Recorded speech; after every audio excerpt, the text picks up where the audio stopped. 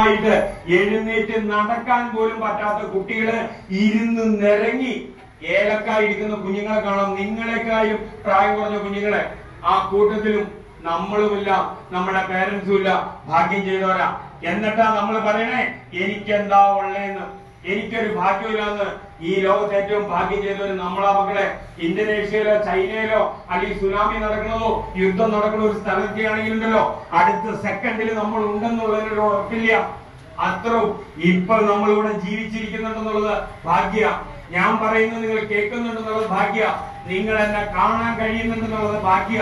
പരസഹായമില്ലാതെ നമ്മുടെ കാര്യങ്ങൾ നമുക്ക് ചെയ്യാൻ കഴിയുന്നു എന്നുള്ളത് നമ്മുടെ ഭാഗ്യ. ഇതിലും വലിയ ഭാഗ്യം എന്താ വേണ്ടേ?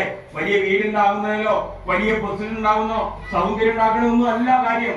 നമുക്ക് നമ്മളുടെ കാര്യം നടത്തി നമ്മളെ ബഹുമാനിച്ച് മുന്നോട്ട് പോകാൻ പറ്റുക ഈ ലോകത്തെ ഏറ്റവും ഭാഗ്യം ചെയ്തവർ നമ്മളാ. അങ്ങനെ വേണം നമ്മൾ കരുതാൻ.